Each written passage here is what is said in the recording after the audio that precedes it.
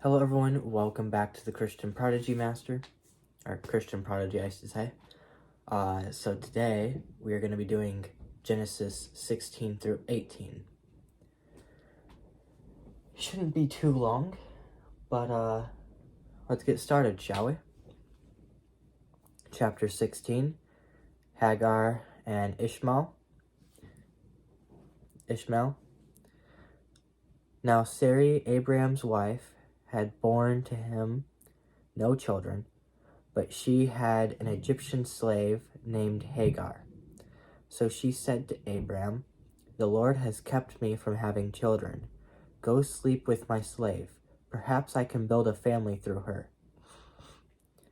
Abram agreed to what Sarai said. So after Abram had been living in Canaan 10 years, Sarai, his wife, took her Egyptian slave Hagar, and gave her to her husband to be his wife. He slept with Hagar, and she conceived. When she knew she was pregnant, she began to despise her mistress. Then Sarai said to Abram, "You are responsible for the wrong I am suffering. I put my slave in your arms, and now that she knows she is pregnant, she despises me. May the Lord judge between you and me." "Your slave is in your hands," Abram said. "Do with her whatever you think best." So Sarai mistreated Hagar. I don't think that would be for the best, but okay. So she fled from her, rightfully so. The angel of the Lord found Hagar near a spring in the desert. It was the spring that is beside the road to Shur. And he said, "Hagar, slave of Sarai, where have you come from, and where are you going?" "I am running away from my mistress Sarai," she answered. Then the angel of the Lord told her, "Go back to your mistress and submit to her." The angel added, "I will increase your descendants so much that they will be too numerous to count." The angel of the Lord also said to her, "You are now pregnant, and you will give birth to a son. You shall name him Ishmael, for the Lord has heard of your misery. He will be a wild donkey of a man. His hand will be against everyone, and everyone's hand against him, and he will live in hostility toward all his brothers." She gave this name to the Lord who spoke to her. You are the God who sees me. For she said, "I have now seen the one who sees me." That is why the well was called Bir Lahai Roy, whatever that says. It is still there, between Kadesh and Bered. So Hagar bore Abram a son, and Abram gave the name Ishmael to the son she had born. Abram was 86 years old when Hagar bore him Ishmael. That was chapter 16. Now for chapter 17, the covenant of circumcision. When Abram was 99 years old, the Lord appeared to him and said, "I am God Almighty. Walk before me faithfully and blameless. Then I will make my covenant between me and you, and will greatly increase your numbers." Abram fell face down, and God said to him, "As for me, this is my covenant with you. You will be the father of many nations. No longer will you be called Abram, but your name will be Abraham. For I have made you a father of many nations. I will make you very fruitful. I will make nations of you, and kings will come from you. I will establish my covenant as an everlasting covenant between me and you and your descendants after you for the generations to come, to be your God and the God of your descendants after you. The whole land of Canaan, where you now reside as a foreigner, I will give as an everlasting possession to you and your descendants after you, and I will be their God." Then God said to Abraham, "As for you, you must keep my covenant, you and your descendants after you for the generations to come. This is my covenant with you and your descendants after you, the covenant you are to keep. Every male amongst you among you shall be circumcised. You are to undergo circumcision, and it will be the sign of the covenant between me and you.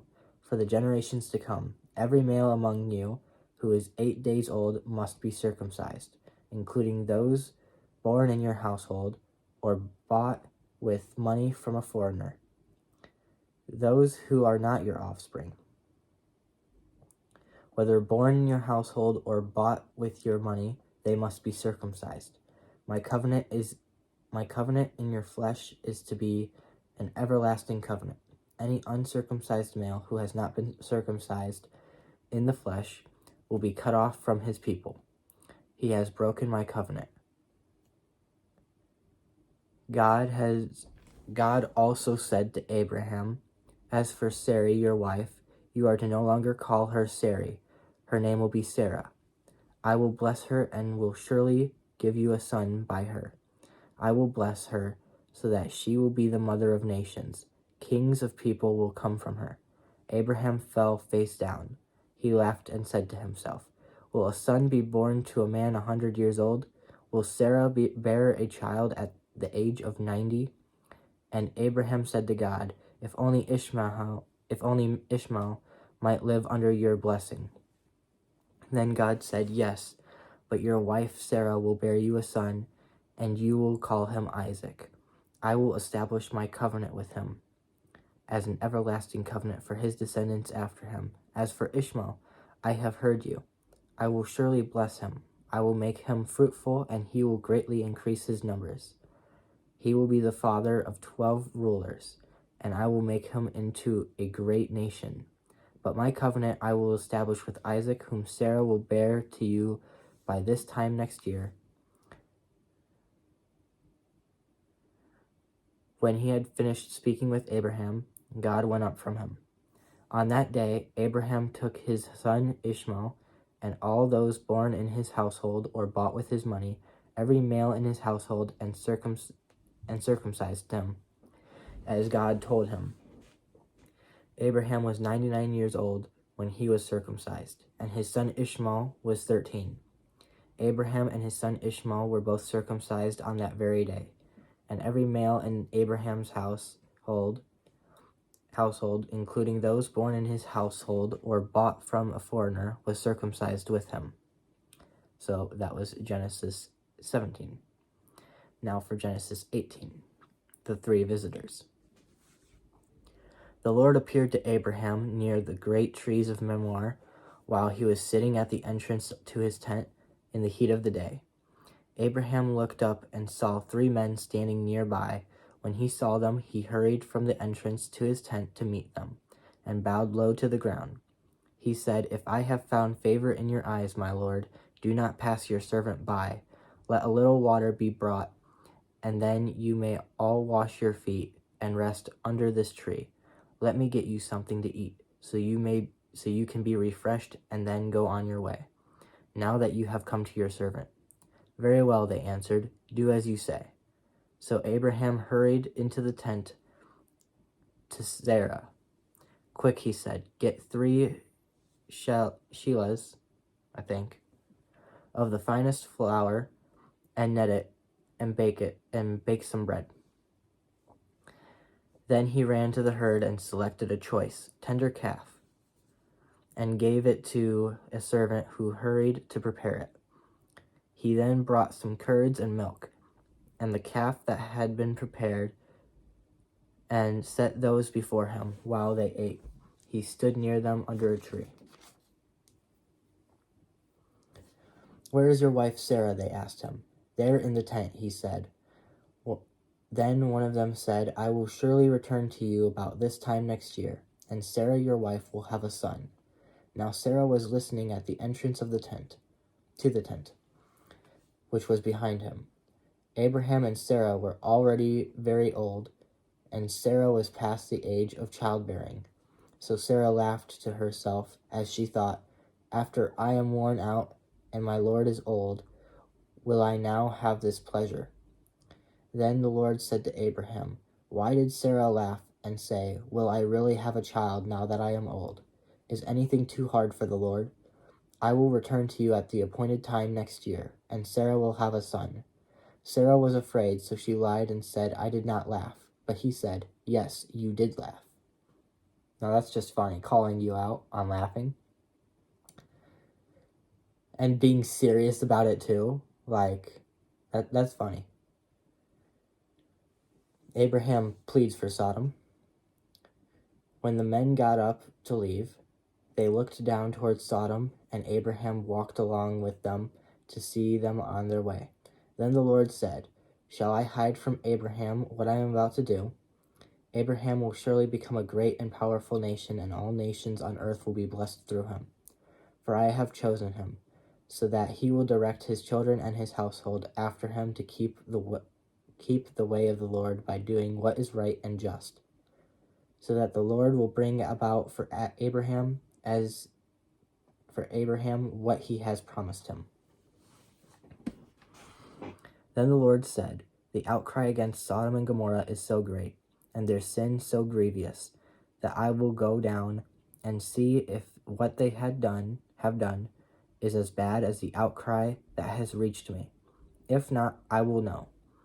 The men turned away and went toward Sodom, but Abraham remained standing before the Lord. Then Abraham approached him and said, Will you sweep away the righteous with the wicked? What if there are 50 righteous people in the city? Will you really sweep it away and not spare the place for the sake of the 50 righteous people in it? Far be it from you to do such a thing, to kill the righteous with the wicked, treating the righteous and the wicked alike. Far be it from you. Will not the judge of all the earth do right? The Lord said, If I find 50 righteous people in the city of Sodom, I will spare the whole place for their sake. Then Abraham spoke up again. Now that I have been so bold as to speak to the Lord, though I am nothing but dust and ashes, what if the number of the righteous is 5 less than 50? Will you destroy the whole city for lack of 5 people? If I find 45 there, he said, I will not destroy it. Once again he spoke to him.